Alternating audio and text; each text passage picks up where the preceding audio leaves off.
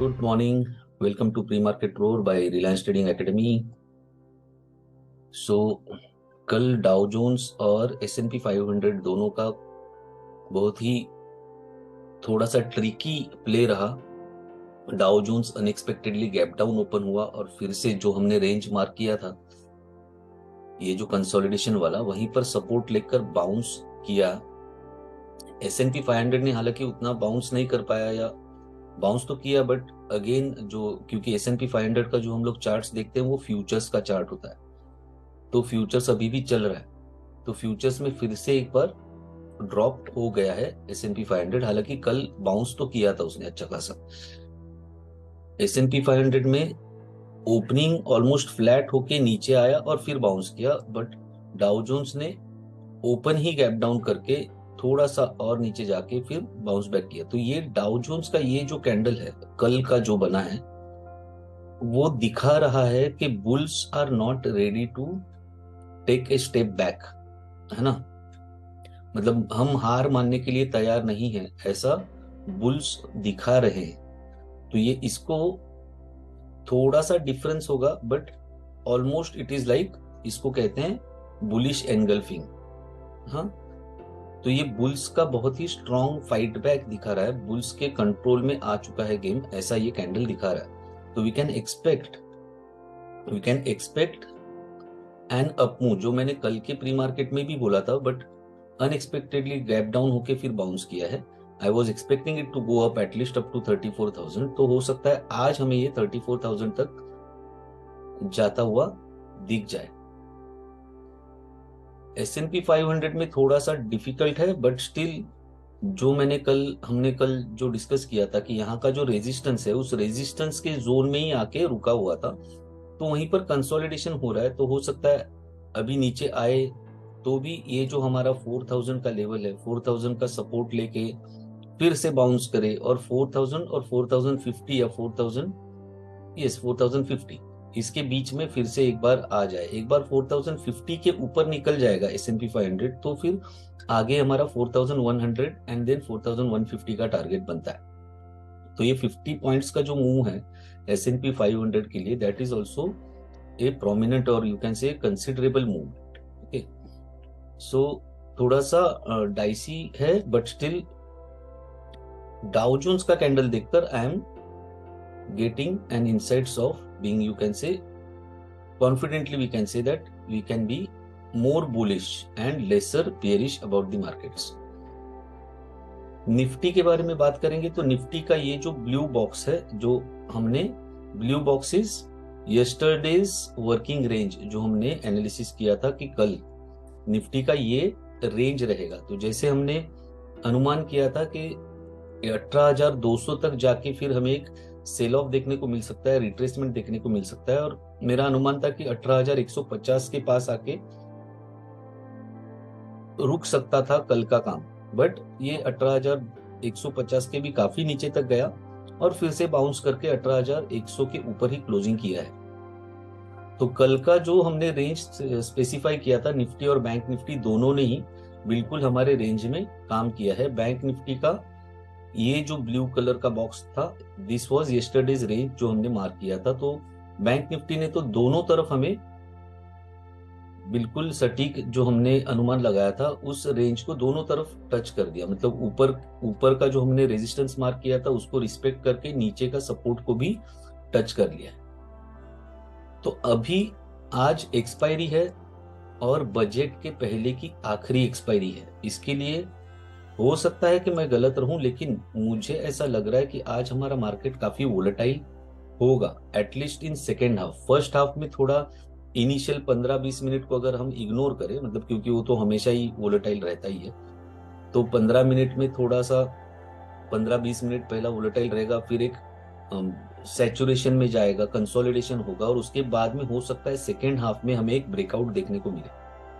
अब ये ब्रेकआउट जो है, देखो कल तक मैं बोल रहा था कि मैं बुलिश ज्यादा हूं, आज भी बुलिश ज्यादा हूं, बट एक ही रीजन है जिससे मुझे थोड़ा सा कॉन्ट्रा जो है सेटअप बनता हुआ दिख रहा है, और वो बैंक निफ्टी की वजह से। निफ्टी में फिलहाल 18,200 का रेजिस्टेंस एक स्ट्रॉन्ग रेजिस्टेंस है और नीचे 18,000 का सपोर्ट है। तो अगर 18,200 पे मिलेगा निफ्टी पहले 1-1.5 घंटे में या 2 घंटे में, ठीक है, 10-11 बजे तक, तो हो सकता है मैं 18,200 से एक शॉर्ट ट्रेड ले लूं फिर से, जैसे कल जो अनुमान लगाया था, और फिर I can expect it to come down to 18,000। और अगर मुझे नीचे की तरफ एंट्री मिलता है, 18,000 बहुत नीचे है, 100-125 पॉइंट नीचे है, तो मैं यहां से लॉन्ग ट्रेड ले सकता हूं। बट मुझे ऐसा लग रहा है कि 18,100 के पास हम थोड़ा टहलेंगे और फिर ब्रेकआउट मिलेगा, तो उस वक्त स्मॉलर टाइम फ्रेम्स में 5 मिनट्स वगैरह के टाइम फ्रेम में भी अगर हमें एक ट्रायंगुलर या बॉक्स रेक्टेंगुलर कंसोलिडेशन मिलता है और उसके बाद में ब्रेकआउट मिलता है, तो हम वो ट्रेड ले सकते हैं। आज थोड़ा रिस्की होगा निफ्टी बैंक निफ्टी में दोनों में काम करना, लेकिन सेकेंड हाफ में जो मैं ब्रेकआउट एक्सपेक्ट कर रहा हूं, अगर हम लोग 18,000 के नीचे चले गए, वैसे तो डे रेंज जो है निफ्टी के लिए आज जो डेटा है, दोनों एक्सपायरी का मिलके, मतलब आज जो एक्सपायरी होने वाली है वो और अगले हफ्ते की, मतलब 2 तारीख की जो एक्सपायरी है, दोनों का एक्सपायरी का मिलके अगर मैं रेंज देखने जाऊं निफ्टी के लिए, तो ऊपर की तरफ 18,300 और नीचे की तरफ 17,950, इतना बड़ा रेंज निफ्टी का बन रहा है।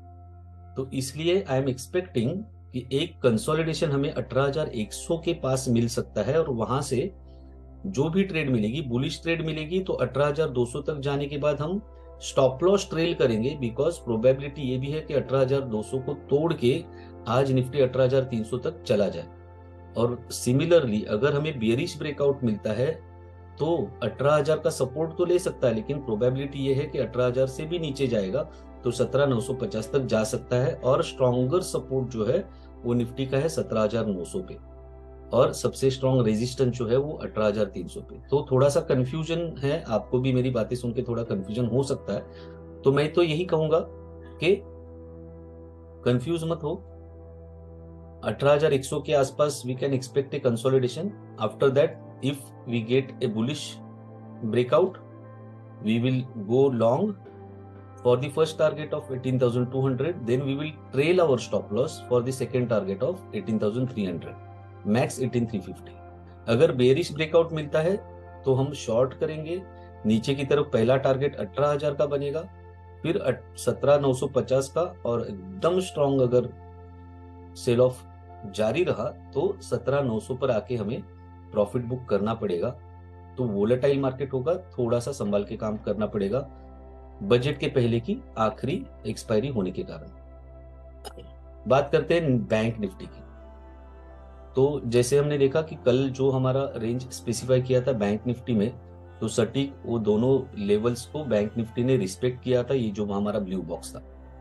अब ये देखकर आपको क्या दिख रहा है, याद करो कुछ मिनटों पहले मैंने एक चीज के बारे में बात की थी, डाउ जोन्स। डाउ जोन्स में ये कैंडल देखकर मैंने क्या बोला था कि इसमें बुल्स जो है वो हार मानने के लिए तैयार नहीं है। अब सेम स्ट्रक्चर आप उठा के बैंक निफ्टी में लेकर आओ। अभी ये देखकर आपको क्या लग रहा है, यहां पर एक स्ट्रॉन्ग बियरिश सिग्नल बना हुआ है, जिसको हम बियरिश एनगल्फिंग बोलते हैं। मतलब जैसे हम हमारे स्कूल में एक टीचर हुआ करते थे, वो हमेशा बात करते थे कि धोबी पछाड़ कर दिया है बुल्स को पूरी तरह से पराजित कर दिया है बियर्स ने, बिल्कुल तेरी नहीं चलेगी, मेरे को नीचे ही जाने का, ऐसा चिल्ला चिल्ला के बोल रहा है मार्केट। तो बैंक निफ्टी में बहुत ही स्ट्रॉन्ग बियरिश जो है सिग्नल बना हुआ है। तो टेक्निकली अगर बात करूं तो मुझे इस रेंज में अगर एंट्री मिलती है, ये जो रेंज है इसमें अगर एंट्री मिलती है, ठीक है, विच इज 42,730 राउंड फिगर पकड़ रहा हूं, और 42,820, ठीक है, इस रेंज में अगर मुझे एंट्री मिलती है तो मैं एक शॉर्ट अपॉर्चुनिटी बैंक निफ्टी में लेने की हिम्मत कर सकता हूं। ऑब्वियसली मार्केट ओपन होने के बाद जो डेटा उभर के आएगा उसके बाद में ही हम ज्यादा कॉन्फिडेंटली उसको ट्रेड कर सकते हैं, ठीक है। तो बैंक निफ्टी में बेरिश सेंटीमेंट बना हुआ है। ऊपर की तरफ एक पहला जो रेजिस्टेंस है वो 43,000 का है, 43,000 से ऊपर ज्यादा अगर गया तो 4350 43,050 तक जाएगा। उससे ऊपर जाने की बहुत रेयर संभावना है, लेकिन अगर गया तो it will be considered as a breakout, and that breakout, as I said earlier, might be because we are on the day of last expiry before budget। तो अगर इसके ऊपर ब्रेकआउट होता है 43,050 के ऊपर, तो फिर अगला टारगेट 43,350 का बैंक निफ्टी के लिए बनता है, लेकिन जिसकी प्रोबेबिलिटी बहुत कम है। तो नीचे की तरफ देखेंगे तो नीचे की तरफ 42,700 will be A, you can से फॉर्मेलिटी। एक बार 42,700 के नीचे हम लोग आ गए तो नीचे की तरफ 42,450 का एक टारगेट बनता है, और स्ट्रॉन्गर सपोर्ट जो है बैंक निफ्टी के लिए वो 42,200 का है। तो अगर शॉर्ट अपॉर्चुनिटी मिलती है इस बॉक्स में, तो एक एक्सपायरी डे लॉटरी भी हम लोग खेल सकते हैं पुट ऑप्शन खरीद के, ठीक है, या शॉर्ट ट्रेड लेके हमें बहुत अच्छा बेरिश ट्रेड मिल सकता है, जो कि हमें फिर से ये जो इतने सारे लंबे लंबे शेडोज दिख रहे हैं इस रेंज में भी लेकर आ सकते हैं, ठीक है।